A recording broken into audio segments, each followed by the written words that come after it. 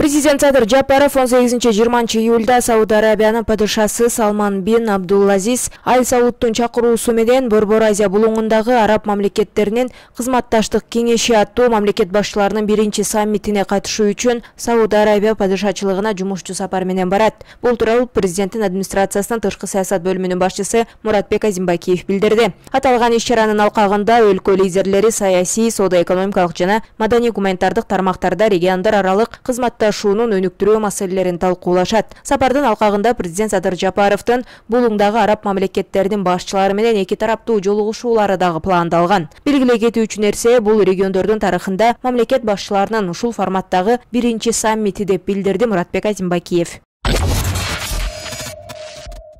Президент Садыр Жапаров 17 июльда транспорт жана коммуникациялар министрлигине жол курууга керектүү техникаларды тапшырды. Басма сөз кызматынан билдиришинче 265 даана техника мамлекеттин эсебинен сатылып алынган. Ага ылайык аны алууга жалпысынан 5 миллиард сом бөлүнгөн жана 2026 жылга чейин баш аягы 700 техника алынат. Садыр Жапаров иш-чаранын жүрүшүндө жолчуларды өз милдеттерине жоопкерчиликтүү мамиле кылууга жана ак ниет иштөөгө чакырды.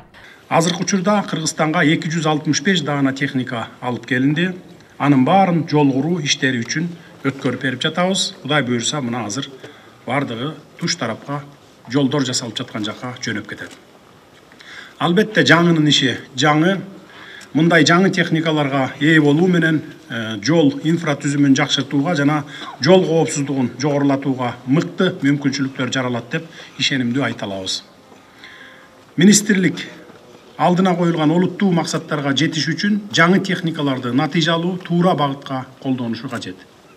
Ошол эле маалда аларга аяр мамиле жасап, көздүн карагындай сактоо менен көпкө урунуусу зарыл. Урматтуу жол тармагынын кызматкерлери, сиздер курган ар бир чакырым жол ар бир кыргызстандык үчүн жаңы мүмкүнчүлүк болуп саналат. Жогоруда айтып өткөнүмдөй, мамлекет тарабынан транспорт жана жол тармагына өзгөчө көңүл бурулуп, анын ырааттуу өнүгүшүнө ар тараптуу колдоо көрсөтүлүүдө. Өткөн айда аталган министрликке 80ден ашык жаңы техника тапшырылган. Быйыл өлкөдө 855 чакырым жолду оңдоо жана куруу пландаштырылгандыгы айтылган.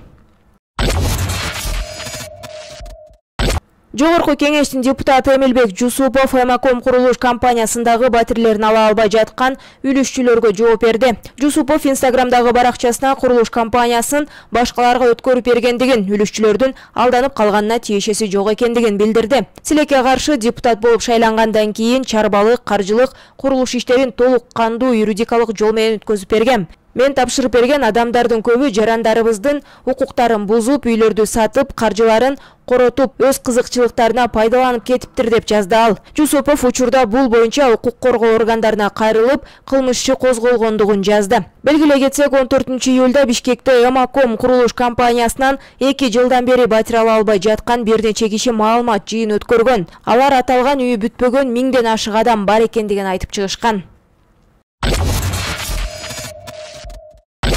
Улуттук коопсуздук боюнча мамлекеттик комитети Бишкек шаарынын бир тургуну улут аралык кастыкты козутууга шек саналып кармалгандыгын билдирди. Анда Фейсбукта шектүү жаран чагымчыл аккаунт ачкандыгы аныкталды. Ал жарандар арасында кастыкты козуткан материалдарды такай жарыялап турган деп жазылат. Шектүү мурда бир нече жолу улут аралык кастыкты козутууга багытталган билдирүүлөрдү жасап, сот аркылуу 5 суткага административдик камакка алынган. Бирок ага карабай мыйзамсыз ишин уланткан. Сотко чейинки өндүрүштүн алкагында соттук лингвистика экспертиза дайындалып, анын басылмаларында улут аралык кастыктын жарандардын улуту боюнча төмөндүгүн пропагандалоонун белгилери бар экендиги такталды деп жазылат маалыматта. УКМКнын билдиришинче, буга байланыштуу кылмыш жаза кодексинин 330 беренесинин 1-бөлүгү раса, этнос, улут жана дин аралык кастыкты козутуу боюнча кылмыш иши козголду жана шектүү атай кызматтын убактылуу жайына камалган. Атай кызмат бул берене менен буга чейин да бир канча кылмыш ишин козгогон. Эксперттердин айтымында акыркы 3 жылда мындай берене менен козголгон кылмыш иштери көбөйгөн. Айып коюлгандардын арасында жарандык активисттер, блогерлер жана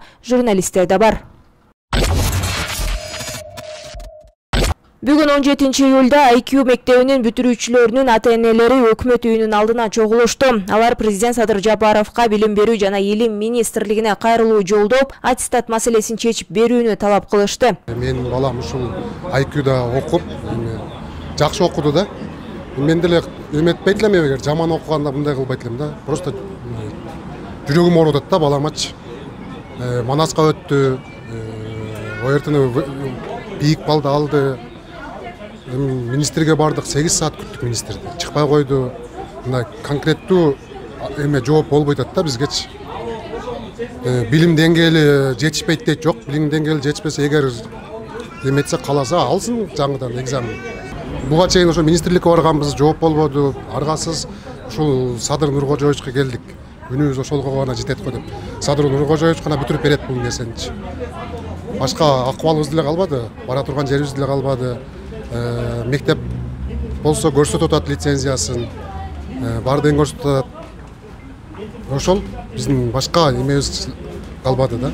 Мүмкүнчүлүгүбүз калбады. Бир гана ушу үнүбүз Садыр Нуркожоевич гана жетет деген үмүттө келдик да азыр. Окуучулардын биринин апасы Айгүл Жанышбаева министрлик менен менчик мектептин чырынын айынан окуучуларга кыйын болуп жаткандыгын айтты. Биздин балабыз ушул 9-классты бүткөндөн кийин ушул IQ мектебине келип окуду. Окуганда кандай талаптар бар тең ошонун баарын тең аткарды. Окуду, НСТ-син берди, экзаменин берди, ОРТ-син берди. Бүт бардык жагынан балдарын высший балл кылып алды. Анан баланын үмүтүн, эмгегин бул жерде калып атат да. Анткени бул окуу жайды бүткөндөн кийин медакадемия өтөйүн деген ой бар болчу. Азыр мынакей уламыздан атат да. Эмне болду, кандай болду деп биздин эле бала эмес. Ушул жерде окуган 84 балдардын баары тең эле ыйлап стрессте болуп атат азыркы күндө. Анан кийин ушул убакытка чейин чоюп, ушуну биз такыр түшүнбөй жатабыз. Эмне үчүн ушул министерство азыр мынтип бизди реформа деп эметип атышат. Реформаны эмне үчүн ылдый жактан баштап атат? Ушу балдардан баштап атат да реформанычы. Реформаны деген үстүнөн башташ керек эле да. Мындайча келгендечи, министерстводон башташ керек болчу. Азыр болсо үнү жок, алы жок. Балдардан баштап атат да, чырылдатып 84 баланы дагы бир жолу окуп койгула, эчтеке болбойт дегенсип айтып атат. А эмне булар деген жөн эле мындай эле эртең менен туруп эле кайра эле школго бармак беле. Балдардын ою да жок ошол школго барып окугангачы азырчы. Бардык балдар тең моральный, биз дагы ата-энелер материальный ущерб болуп атабыз мындайча келгенде. Бирок материальный ал жагынан биз деле ойлогон жокпуз. Биздин колубузга азырынча ушу аттестат деле берип койсо, анан кийин ушу министерство менен IQ өз ичиндеги жанагындай кандай бир ызычуулары бар го, ошолорун чечип алса жакшы болот эле. Биздин талабыбыз бир эле, аттестатты берип койсун деп эле. 14-июлда билим берүү жана илим министрлиги маалымат жыйын куруп, IQ мектеби боюнча маалымат берген. Министрдин орун басары Токтобөбө Ашымбаева мектеп лицензиясы жок болгондугуна карабастан 84 окуучуну сырттан окутканын билдирген. Ашымбаева аталган 84 окуучунун мамлекеттик мектептерде 11-классты мыйзамдуу окуп бүтүрүүсү үчүн мүмкүнчүлүк берилерин кошумчалаган.